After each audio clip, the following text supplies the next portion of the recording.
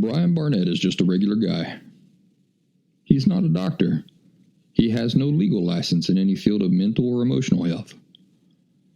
Brian Barnett merely shares the insights he's gained from his personal experiences for anybody who may choose to use such information as he or she personally chooses, while accepting full responsibility for his or her own individual thoughts, feelings, behaviors, and actions. Brian Barnett assumes no responsibility whatsoever for anybody's individual choice to expose himself or herself to any information that Brian Barnett shares, and by listening to this program, you're acknowledging that you, and only you, are responsible for your own thoughts, feelings, and actions. Happy Thursday, everybody. Welcome back to The Last Symptom. I'm Brian Barnett, the creator and host. Today, being November 28th, it means that today is Thanksgiving here in the United States. Big holiday. And everybody's getting together with their families. They're traveling long distances on the road or by airplane to be with their families who live out of town. And they're all dining on turkey and pumpkin pie, mashed taters and gravy, green beans. And being that it's Thanksgiving, I almost decided not to do this program today. Here's the thing. Even more important than it being Thanksgiving, it's also Black Friday. And you're asking yourself, how can it be Black Friday if it's Thursday?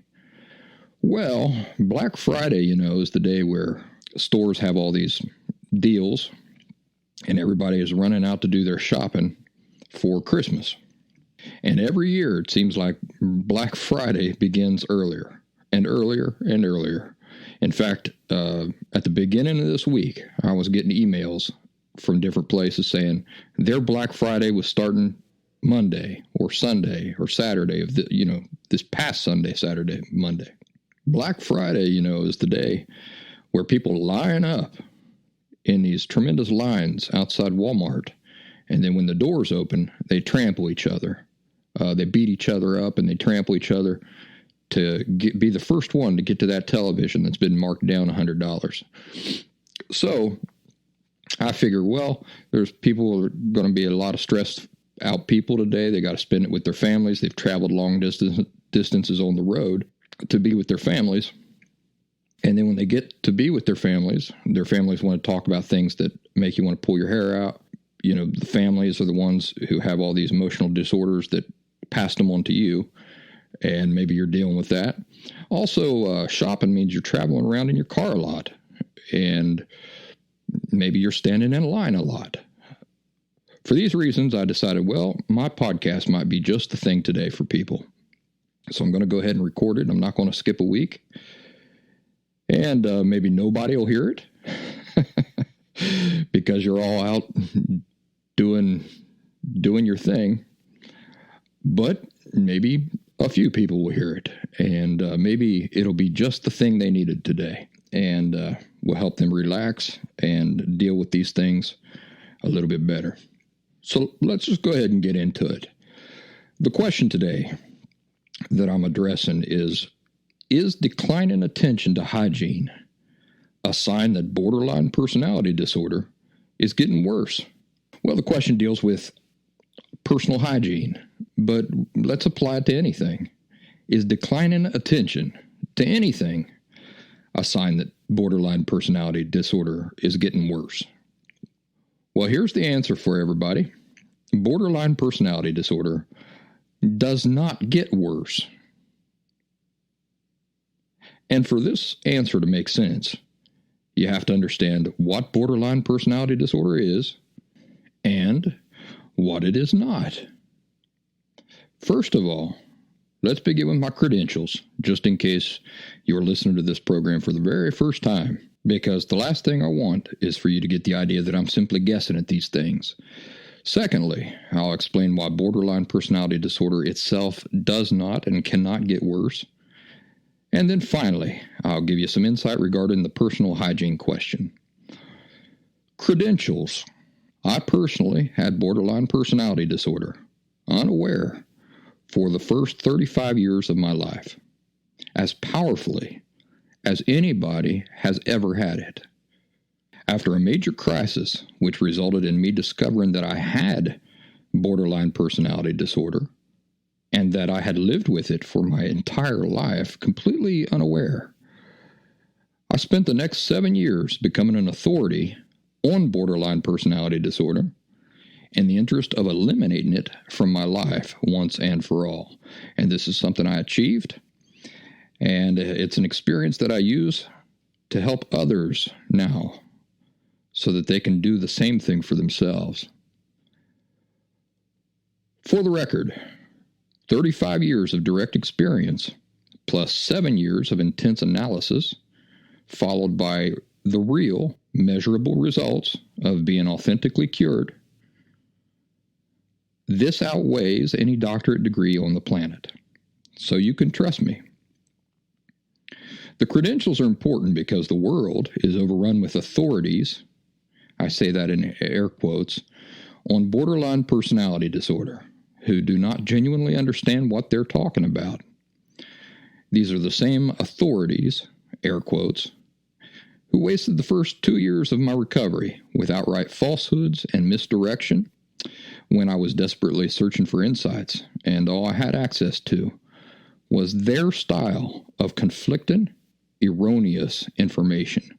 When I say erroneous, I'm not always referring to dramatically erroneous information. But this doesn't matter, because the information that is most destructive by far is of the subtly erroneous type. And this is the category that pretty much every other voice on this subject falls into. You say, well, that's a pretty arrogant statement. No, there's no arrogance to it at all. Listen, I was the person looking for answers. I've sampled all of that information. I've had to determine which of it was accurate, which of it was inaccurate in order to get where I am. All right? So when I say that almost, every source of information, every other source of information that I've seen on this subject includes subtly false information that will get you off course and going down the wrong direction for a long time and waste a lot of your recovery years.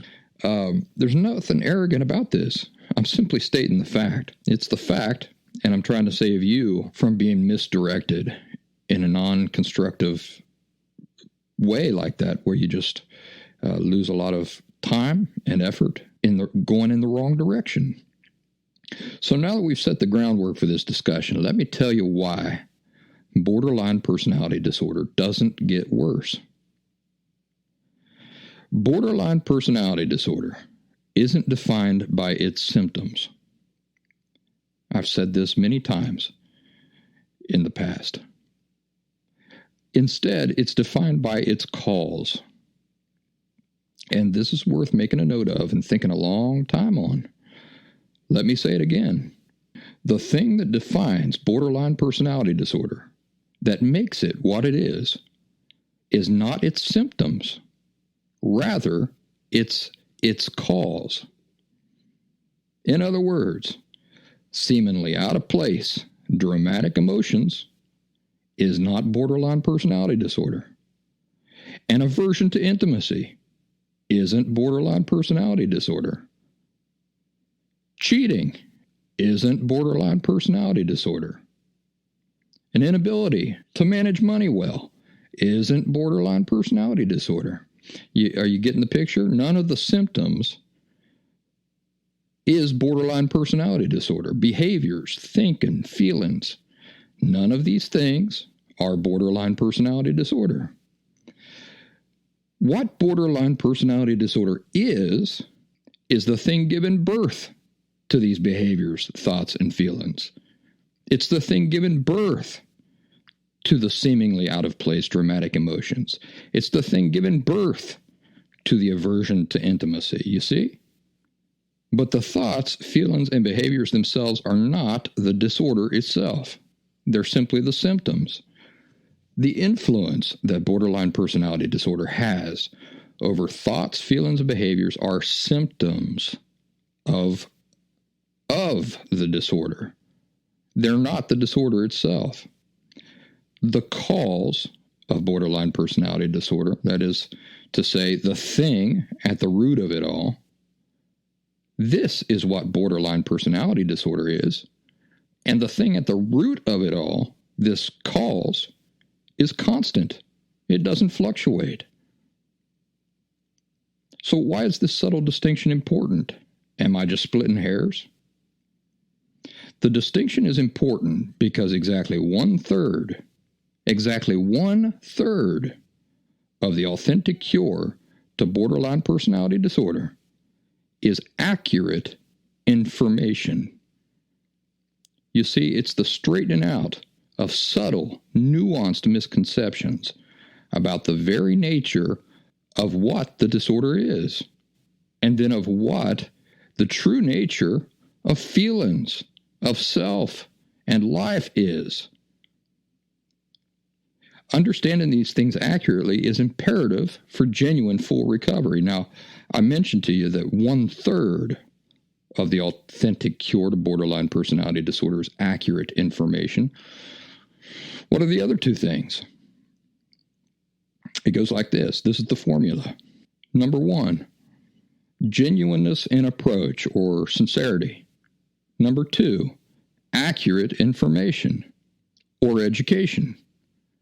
Number 3, insight. That's the formula for authentic recovery from borderline personality disorder, the cure.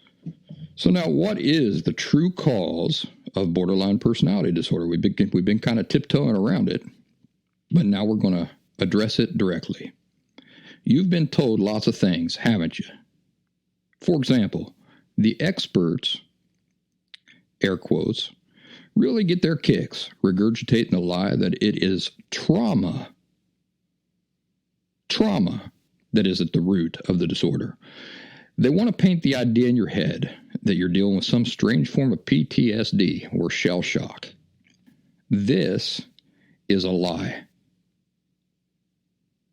You've been told that the sensitive personality you were born with is a contributor or the cause, right? This also is a lie, and it's one of the worst kinds of lies because it furthers the belief in people who are already struggling with false misconceptions about the inherent nature of feelings, self, and life that the cause of the disorder involves some inherently defective thing about who they are as people. This is malpractice and incompetence on the part of the quote-unquote professionals. Reject it. Well, I'm not going to go into every single lie you've been told. If you go to my website at thelastsymptom.com, you can find more information about that. But you get the idea. There are a lot of lies, and we'd be here all night if we covered every one of them now in this episode of this podcast. So, what really is borderline personality disorder? In other words, what is the true cause underlying it all? Borderline personality disorder is the result of living with the following 2 unconscious beliefs. Number 1, my feelings are inherently irrelevant and shameful, devoid of worth. Number 2, if my feelings are inherently irrelevant and shameful, devoid of worth, then so am I. That's it. I just described for you in fine detail the entirety of what borderline personality disorder actually is. It is these 2 unconscious beliefs. You might not have even been aware that you were living with them. These 2 beliefs are what naturally give birth to all the resulting symptoms, that is, the naturally resulting thoughts, feelings, and behaviors that come from living with these 2 beliefs. Now, just real quick, what is the opposite of borderline personality disorder? In other words, what foundation do perfectly emotionally healthy people live on by contrast? Emotionally healthy people live with the following 2 foundation certainties. Number 1, my feelings are never good or bad, right or wrong. Number 2, my feelings always inherently matter, and so do I. So spend some time imagining how these two healthy, fundamental certainties very naturally influence the healthy person's thoughts, feelings, and behaviors as they navigate life. And here you might have always thought that these people were faking being content and having harmonious lives. No, they're not faking. They don't have anything to fake. The underlying concrete certainties about the nature of feelings, self, and life that they live with accurately interpret the reality we all live in, which then naturally results in lives that harmonize with reality. Now spend some time contrasting this with the two fundamental beliefs that form the bedrock of the person with borderline personality disorder. Can anybody who lives with the certainty that the very nature of their feelings are shameful and devoid of worth be content? No, of course they can't. Can anybody who lives with the certainty that they themselves are devoid of worth truly love themselves or be willing to fully open up and experience true intimacy with others? No, of course not. These two fundamental beliefs don't naturally lead to those things. They lead to the opposite. Every single symptom that's associated with borderline personality disorder traces back to the two fundamental misperceptions about feelings, self, and life that I detailed for you here.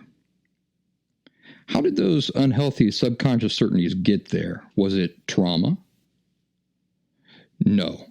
Trauma did not cause you as a child to adopt these erroneous perceptions. Instead, it was the environment you grew up in, where you received regular, ongoing, subtle, false messages.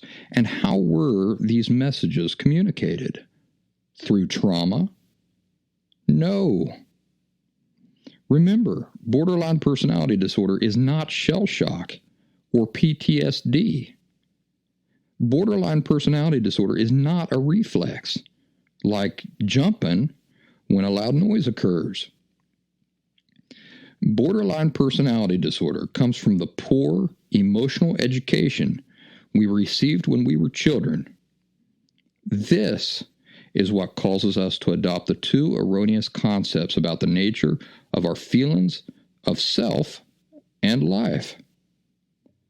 Who were our emotional teachers? Who are every child's emotional teachers? That's right. It's our parents or our immediate caregivers. And the way they educated us incorrectly about the nature of feelings, self, and life had nothing to do with trauma, even in the cases of those who experienced physical abuse. Rather, we received this poor emotional education by means of our emotional teachers' attitudes. Attitudes. Do you see the distinction and the importance of that distinction? Not trauma, attitudes. Our caregivers' unhealthy attitudes communicated false concepts to us day after day after day for years while we were young and figuring out what life was all about and the very nature of things like our feelings, our sense of self and life. This is why they're so interwoven into us today. We were watching our caregivers. We were reading their attitudes. We were being influenced by their attitudes. Their attitudes were influencing every interaction they had with us. Do you also see why disorders and conditions such as these thrive among individuals in these types of families, and they even get passed on to children? It's not because of genetics, another favorite lie of the professional community. It's because most, if not all, members in these families receive the same emotionally unhealthy education passed on by the same emotionally unhealthy attitudes. The same erroneous perceptions regarding the very nature of feelings, self, and life get passed on to children, and then on to their children, and on and on. You see, people can't have proper attitudes about what they understand incorrectly. And they can't deal with you with attitudes that are healthy when their own attitudes are unhealthy. So you can't come from a family where everybody shares these same subtle, unhealthy misconceptions and yet emerge with a healthy attitude about the nature of these very fundamental things that determine if we're living with a healthy understanding of life and therefore experiencing harmony in our approach to it, or if we're living with unhealthy, inaccurate perspectives that cause our understanding of life to clash with reality and create disorder and chaos. The original question, involving hygiene, is a question that deals with just one of many symptoms of borderline personality disorder. You see, anything that is a natural result of the cause of the disorder, those two underlying misconceptions, these are merely a symptom. It's not the disorder itself. So hopefully by now, you can see why borderline personality disorder itself, that is, the thing causing it, cannot worsen. Because the cause, that is, the disorder itself, is merely a misconception about the nature of feelings, self, and life. As such, it's a constant. It doesn't swell and fade. No, borderline personality disorder itself is at the same intensity all of the time. Having said all this, symptoms may come and go. They may intensify and ebb. And in this case, today, the symptom we're talking about is self-care.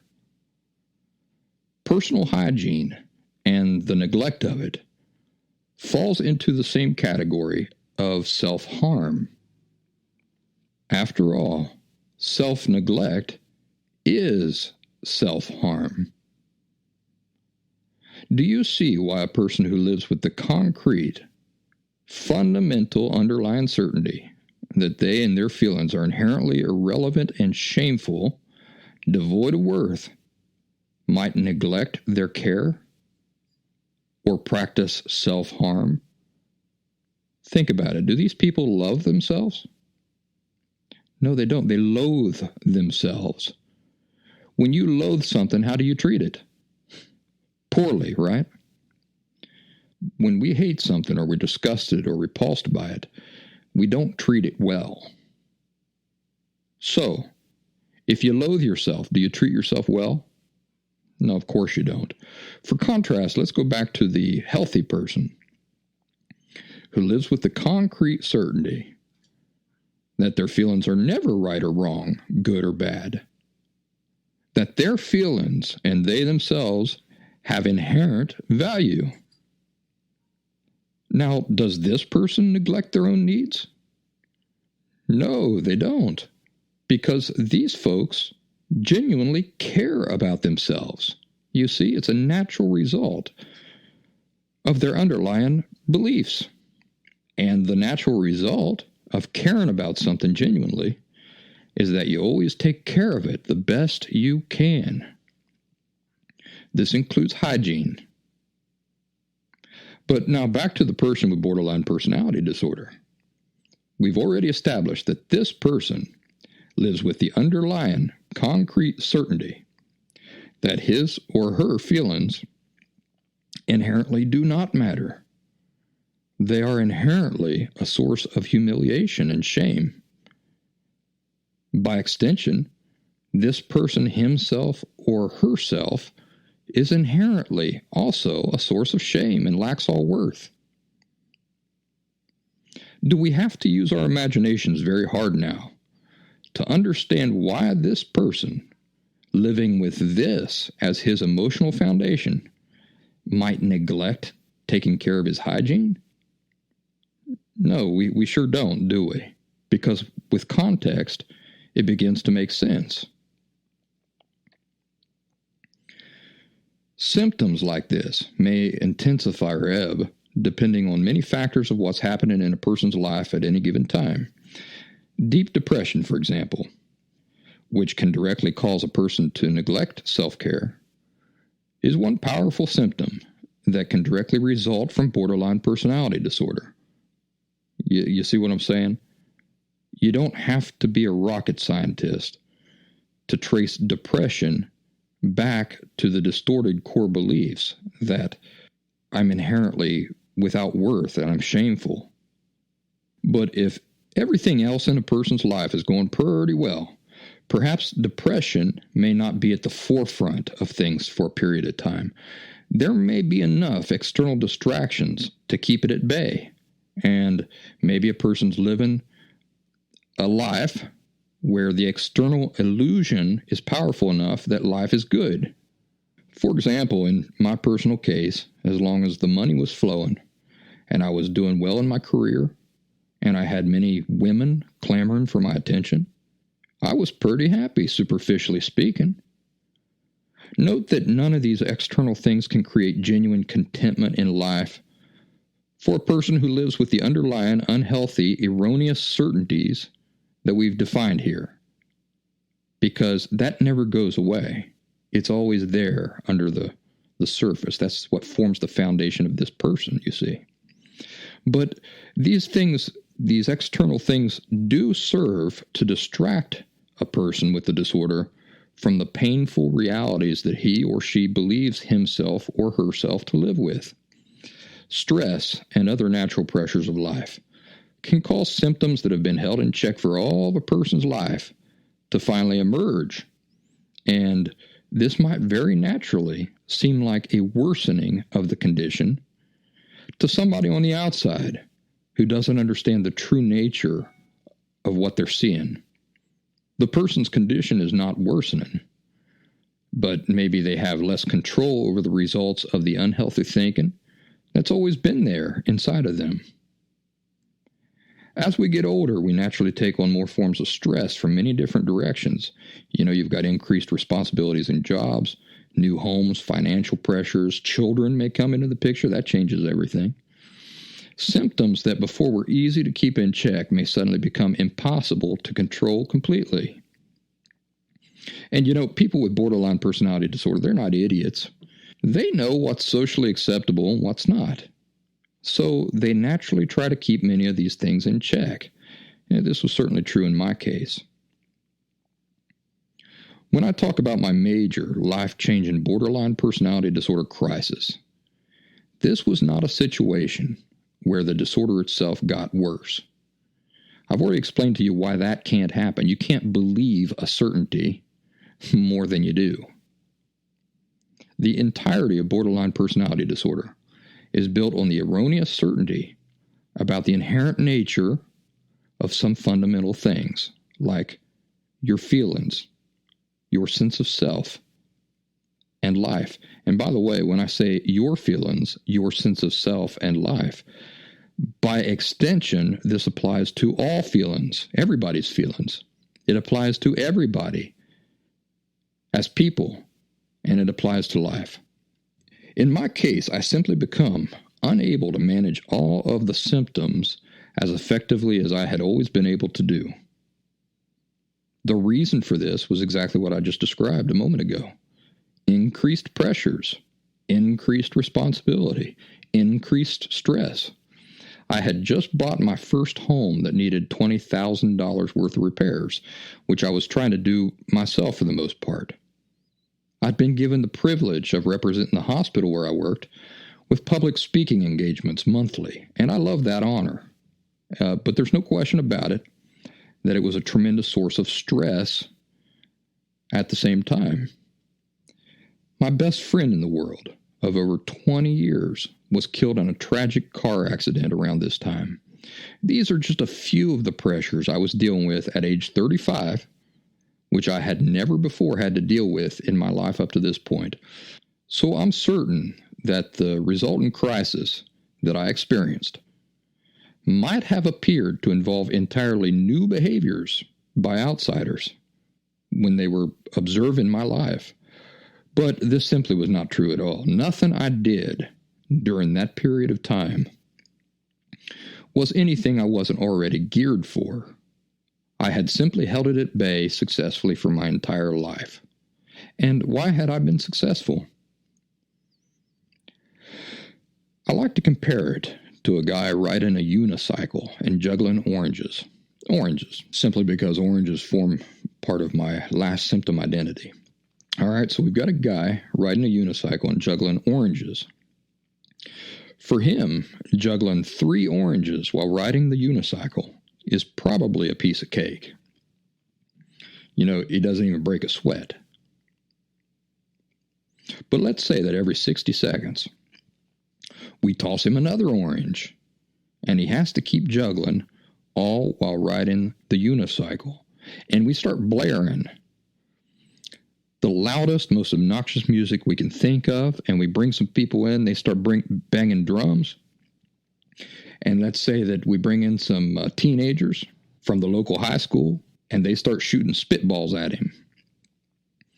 How long do you think it would take before this fella reaches his limit, and suddenly the oranges go flying everywhere, and he goes flying off of the unicycle? Can we say that he fell off the unicycle because his juggling ability suddenly and inexplicably worsened? No, of course not. He simply met his match, and the circumstances became more than he could continue to handle. This is what my crisis was like. The decline of somebody's attention to personal hygiene might fit into this same category. He or she could be experiencing more in life than they can handle all at once. And what's the result? Well, attention to something is going to suffer. You know, as human beings, we have limits. We have limits to the number of things we can juggle and give attention to in life before something has to suffer. Another thing it could be is just depression. You know, one major indicator of depression is the lack of interest in self-care. And as we've already explained, experiencing depression as a direct result of living with the 2 distorted core beliefs at the foundation of borderline personality disorder, this is almost completely unavoidable. People with borderline personality disorder will experience depression. Those 2 distorted core beliefs certainly don't naturally give birth to feelings of optimism, positivity, and contentment. That's for darn sure. Quite the contrary. But what we know for sure is that borderline personality disorder, the very disorder itself, is not worsening. It can't worsen. It can't fluctuate. And anybody who tells you otherwise does not genuinely understand the nuances of what the disorder actually is and what it is not. Borderline personality disorder itself stays constant no matter what the rest of us see from the outside. Well, ladies and gentlemen, I hope you're having a wonderful day. I hope you're not getting trampled. I want to remind you one more time to run over to thelastsymptom.com, take advantage of my free resources there. If you'd like to schedule a one-on-one conversation with me, you can do that right from the site. You can also leave me a donation there if you get the itch to do so. And I want to thank you very much to anybody who takes advantage of that feature of my work. Well, here we are, ladies and gentlemen. We've reached the infamous, encouraging finale.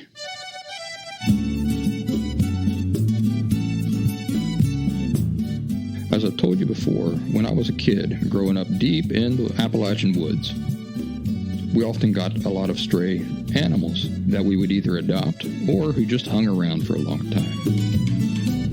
Well, around this same time, we had a dog showing up that we called Old Ugly. And he was a big old hound dog. And Old Ugly was starving. His ribs were very pronounced. This dog was very hungry. So we had often set food out for him. And this Old Ugly hound dog began coming around all the time to our front door, seeing if he could get some food. I remember one day my dad caught a mouse in the house. And so my father was able to pull the mouse out by the tail. The mouse was fine, it was alive, and he was going to take it outside to let it go. He opened the front door, tossed the mouse out the front door, and there was Old Ugly waiting for his free meal of the day.